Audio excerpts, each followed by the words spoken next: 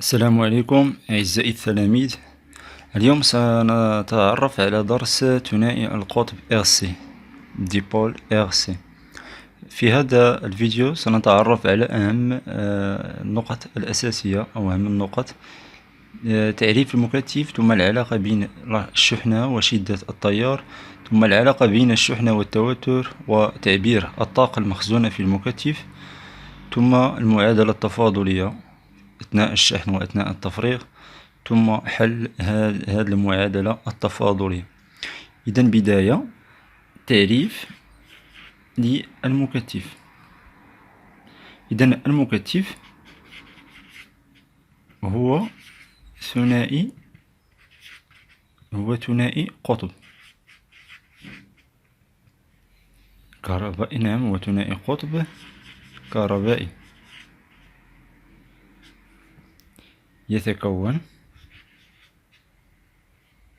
من لبوسين تاع لي زارماتور. نعم، يتكون من لبوسين وهما عبارة عن موصلين متقابلين كيتسموا اللبوسين، ويفصل بينهما عازل استقطابي.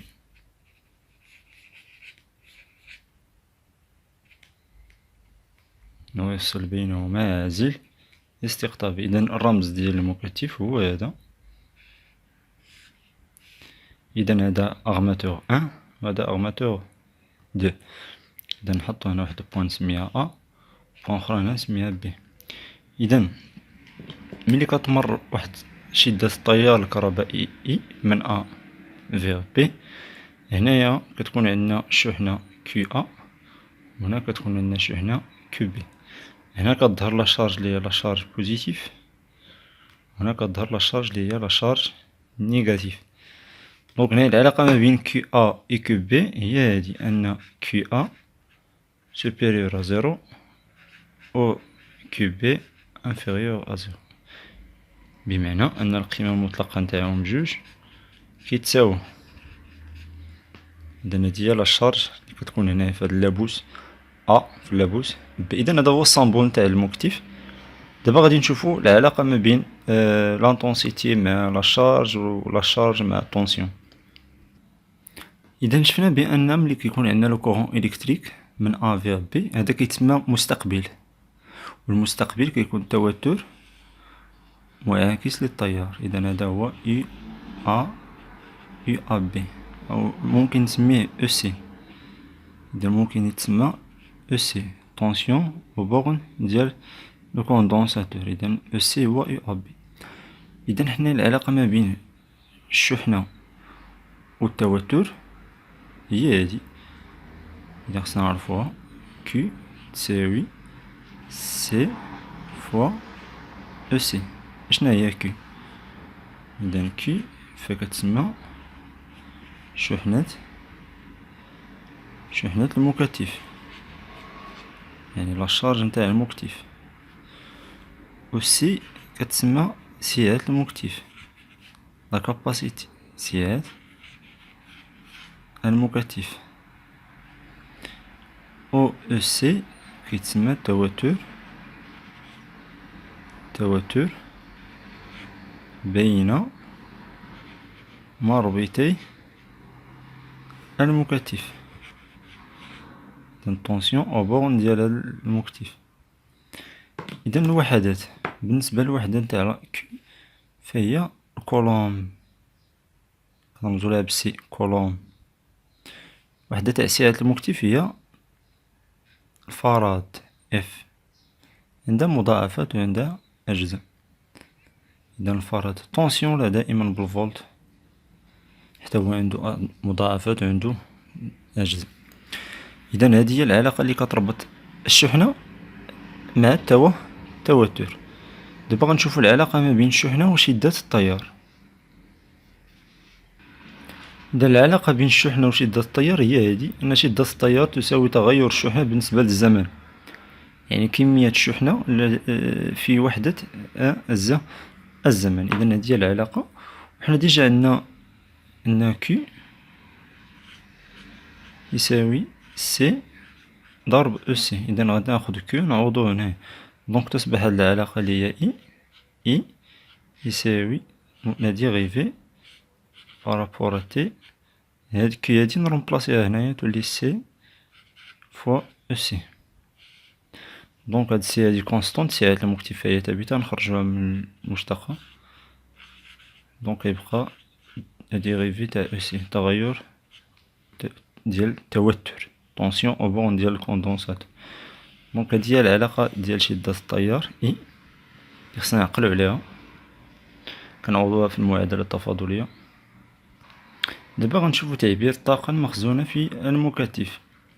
إذا الطاقة المخزونة في المكثف فهي عبارة عن طاقة كهربائية إنرجي إلكتريك اللي كتساوي 1/2 ضرب سي اللي هي سعة المكثف ضرب التوتر بين مربطي المكثف يعني مربع التوتر بين مربطي هذا المكثف في تلك اللحظة. مثلا إذا بغيتي تحسب الطاقة المخزونة في المكثف عند اللحظة تي تساوي صفر، يعني قبل بداية الشحن، التوتر يساوي صفر، يعني أن الطاقة تساوي صفر. ولكن في نهاية الشحن فالتوتر أسي يساوي أو اللي هي القوة الكهرومحركة للمولد. إذا هنايا غادي تعطينا الإنرجي إلكتريك ماكس. يعني غنشوفو هادشي باقي في التفاصيل.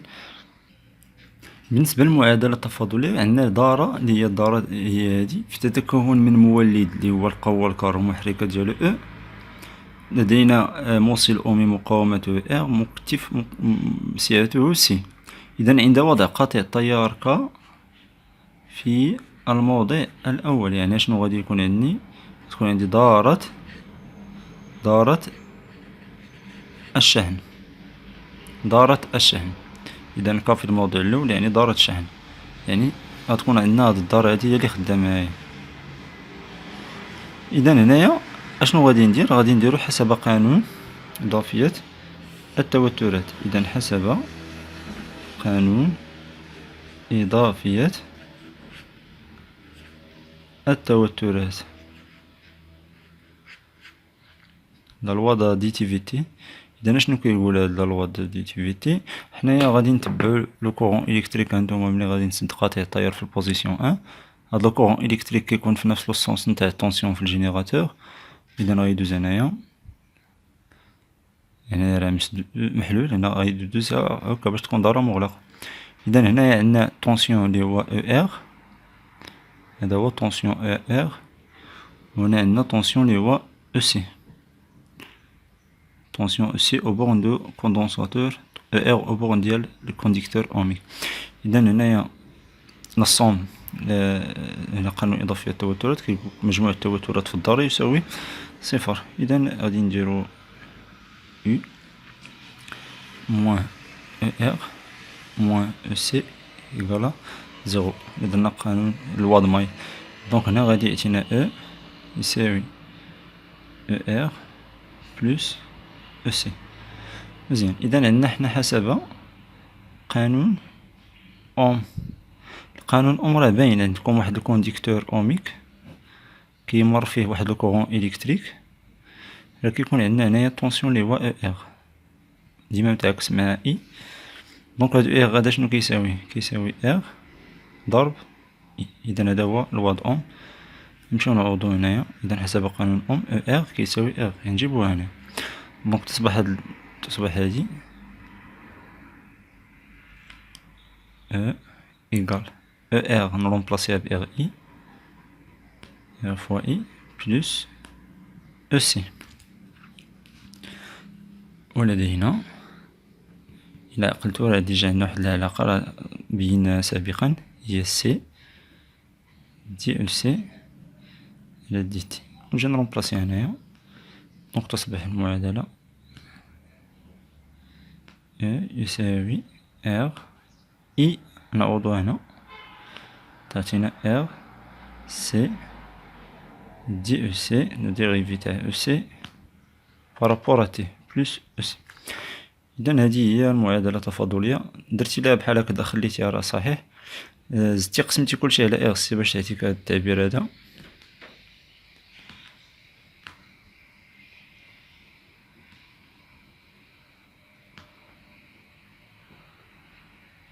درتيها هكا صحيح، خليتيها بحال هكا راه صحيح بجوجهم. اذا هذه كتسمى المعادلة التفاضلية. ولكن شكون اللي كيحقق هاد المعادلة التفاضلية؟ لاحظوا معايا شكون المتغير هنايا، هو التوتر او سي او بون ديال هاد الكوندونساتور. اذا المعادلة التفاضلية التي يحققها التوتر او سي. اذا هذه المعادلة التفاضلية التي يحققها التوتر او سي. دابا غنشوفو الحل تاعها. إذا الحل هذه المعادلة التفاضلية هو هذا أ إكسبونسيال مع ألفا دو تي بلس بي. أ ألفا بي، أ ألفا و بي، فهي عبارة عن ثوابت كنحددوها. إذا كيفاش غادي نحددوها؟ إذا ألفا و بي يجب تحديدها بالمعادلة، و أ غنحددوه بالشروط البدئية. إذا نعقل عليها مزيان، هذا غنحددوه بالشروط لي كونديسيون إنيسيال، الشروط البدئية، وهاد جوج هادو غيتحددو بالمعادلة. معادلة. إذا لدينا المعادلة ولدينا الحل. إذا سنأخذ الحل ونقوم بتعويضه في المعادلة. أولا سنقوم بحساب المشتقة الأولى. إذا المشتقة الأولى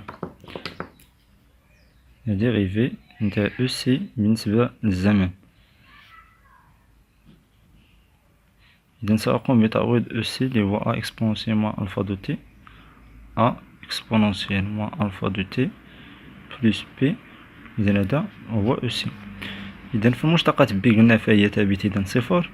مشتقة أ إذا في الرياضيات، إذا في الرياضيات رأينا بأن إكسبونسيال ناقص 3 إكس بريم فهي ناقص 3 إكسبونسيال ناقص 3 إكس. إذا هادي المشتقة. داكشي اللي كيكون فوق الإكسبونسيال كتاخدو كدير ليه الاشتقاق وتحطو، بمعنى المشتقة نتاع هادي فهي موان ألفا ضرب أ إكسبونسيال موان ألفا دو تي. دونك هادي هي المشتقة نتاع أو سي. هي هادي. بي فهي زيرو المشتقة تاعها لأنها ثابت. دونك نمشي نرجعو للتعبير ديالنا ونعوضو. دونك إي على ار سي يساوي هذا نعوضوه بناقص ألفا، ناقص ألفا فوا أ إكسبونسيال مع ألفا دو تي بلس أو سي على ار سي. و أو سي راه تعبير واضح هو هذا. إذا بلس أ إكسبونسيال مع ألفا دو تي بلس بي على ار سي. إذا نهدر هنا راه مزيان. غنرجع هذا لهاد الجهة وندير الكل يساوي صفر. إذا ناقص ألفا أ إكسبونسيال مع ألفا دو تي بلس أ إكسبونسيال مع ألفا دو تي على ار سي. هنا فرقت لهم المقام بلس بي سور ار سي. هذا رجعنا قلنا هنا غيولي ناقص أو على ار سي. إذا سنقوم بالتعميل. إذا لدينا العامل المشترك هنا هو هذا. هذا هو العامل المشترك، هو هذا غنعمل به. دونك أ إكسبونسيال موان ألفا دو تي عامل لي بقى هنا ناقص ألفا، وهنا غيبقاو واحد على ار سي. سد القوس. هنا غادي نعمل حتى هو بواحد على ار سي عامل لي بي ناقص أو الكل يساوي صفر. إذا ار و سي راهما لديهم قيم، إذا هذا ميمكنش يساوي صفر. إذا في الرياضيات إلا عندنا قوس زائد قوس يساوي صفر، إذا فين هو اللي غيساوي صفر؟ بجوج. دونك عندنا ناقص ألفا بلس أن سور ار سي إيكال زيرو، لأن هذا ديفيرون تاع زيرو كيلكو سواتي، وهذا حتى هو ار سي مخالفين صفر. دونك هذا اللي غيساوي صفر. بي ناقص أو يساوي صفر. إذا هنا إي و، وفي الأخير غادي نلقى القيمة نتاع ألفا والقيمة تاع بي، يعني أن ألفا تساوي واحد على ار سي و بي تساوي أ. إذا أنا لقيت ألفا و لقيت بي هاهما، ألفا و بي لقيناهم بالمعادلة، بقى لينا نخرجو بالشروط البدئية. الشروط البدئية هي كالتالي. إذا بغينا نحددو أ، إذا لدينا أو سي يساوي أ إكسبونسيون ألفا دو تي بلس بي، أ ألفا بي دوابيت، لقينا بي و ألفا بقى لينا أ. إذا هاد الشروط البدئية خصنا نكونو ضابطينها و عارفينها. عندنا الشروط ديال الشحن أثناء الشحن، وهنا أثناء التفريغ. إذا نديروهم بجوج. إذا أثناء شحن المكثف هنا الانستونس تي، هنا أو سي، هنا تي، هنا أو سي. أثناء شحن المكثف، إذا أثناء شحن المكثف يكون توتر أو سي أو تغير جر على هذا الشكل. كنحصلو على نظامين، نظام انتقالي ونظام دائم. ثم التفريغ كيكون على هذا الشكل، حتى هو فيه نظام انتقالي ونظام دائم. إذا هنا عندنا جوج تاع الأنظمة. إذا الشروط البدئية أثناء الشحن، فعند تي تساوي صفر يكون أو سي يساوي صفر. أما هنا عند تي يساوي صفر ف أو سي يساوي أ. هي نعم، هذا كيبدا من الزيرو وغادي حتى كيوصلو هاد القيمة في النظام الدائم اللي كتساوي أ، القوة الكهرومحركة لا فورس إلكتروموتريس. هذا كيتسمى نظام دائم، وهذا كيتسمى انتقالي. نفس الشيء هنايا ترانزيتوار بيرمانون. إذا هادو هما لي كونديسيون هما لي غنعوضو هنايا. إذا حنا عندنا دابا في الشحن، إذا غنخدم هذا دونك أو سي يساوي أ إكسبونونسيال موان ألفا تي بلس بي. نعوض تي بالزيرو ونعوض أو سي بزيرو، إذا عطيتينا زيرو يساوي أ إكسبونونسيال موان ألفا ضرب صفر بلس بي. إذا صفر يساوي إكسبونونسيال زيرو في الرياضيات راه هو واحد، دونك أ في واحد أ بلس بي يساوي صفر. هذا يعني أن أ يساوي ناقص بي، يعني أن أ يساوي ناقص أ، حيت لقينا ديجا بي فيها أ، ومنه فإن نرجع نعوض. إذا هي ناقص أ إكسبونونسيال موان تي سور ار سي بلس أ، ونعمل نعمل واحد ناقص إكسبونونسيال موان تي سور ار سي. إذا هنايا افيك طو فهي قيمة ار سي، طو راه هي ار سي. دابا هاد الطو هادي غنشوفو كيفاش غنحددوها بطريقتين مختلفتين. إذا لتحديد طو عندنا نظام انتقالي، هو نظام انتقالي. هنا على الجهة أخرى فاش كيبقى ثابت نظام دائم. إذا كيفاش غنحدد الطو؟ إذا عندنا جوج طرق. الطريقة الأولى هي أننا كنرسمو المماس، أو هما كيعطيو ليكم في الامتحان. هاد المماس هذا كيتعطاكم، نتا خصك غير تعرف الطريقة اشنو غادي دير. كتاخد واحد المقارب في هاد النظام هذا، كترسم واحد المقارب. ديك النقطة فاش كيتلاقى هنايا كتسقط، فهادي هي طو. إذا هادي هي طو. إذا المقارب راه كيتعطاكم. إذا كيكون بحال هكا. إذا كيكون بحال هكا، هذا هو المقارب اللي كيتعطاكم في الامتحان. نتا خصك تكمل اشنو غادي دير. خصك ترسم المقارب الأفقي يعني هكذا. هاد النقطة فاش كيتلاقى كتسقط هنايا، فهادي هي طو. إذا هذا هو، هذا مقارب أفقي فاش كيساوي أو سي يساوي أو. إذا هذه الطريقة الأولى. أما الطريقة الثانية فهي إلا ما تعطاناش المماس كيكون بحال هكا.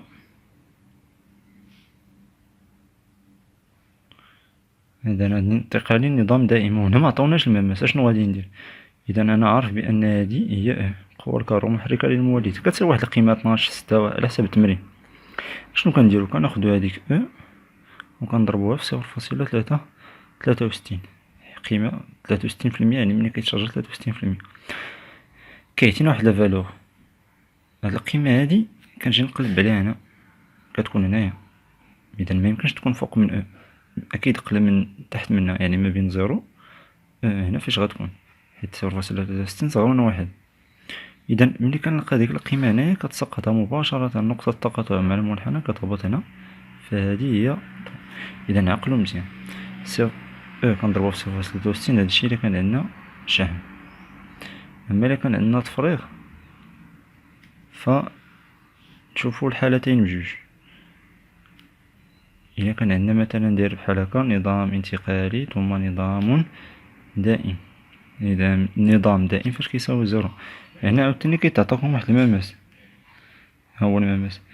كناخدو المقارب الأفقي في النظام الدائم فاش كيساوي أس يساوي 0، ديك النقطة فاش كيتلاقاو هو وياه هادي هي طو. والحالة الأخرى هي ملي مكيعطيوناش تاني المماس، دائما في التفريغ. إذا كيكون عندنا جاي من او وغادي النظام الدائم يعني يساوي 0. إذا هنا كيفاش غادي نديرو؟ إذا هادي هي كيفاش غادي نخرجو طو علما أن ما تعطاناش المماس. كناخد هاد هادي هي كنضربوها في 0.37، كتعطينا واحد النتيجة دائما، فهي محصورة ما بين او و 0، لأن 0.37 صغر من 1. مثلا ديك النتيجة اللي تعطاتنا هي كتسقط هنايا، كتاخد مباشرة نقطة التقاطع مع المنحنى، كتسقط كتلقى طو. إذا طو وحدتها دائما كتكون الثانية. إذا عندنا حنا ديجا طو كتساوي إغ سي. في التمرين غالبا كيعطيك منحنى تخرج منو طو، وتخرج هي واحد المجهول، يا إغ يا سي، واستخدم الوحدات بأن طو كتكون بالثانية، و إغ بالأوم، و سي بالفراغ.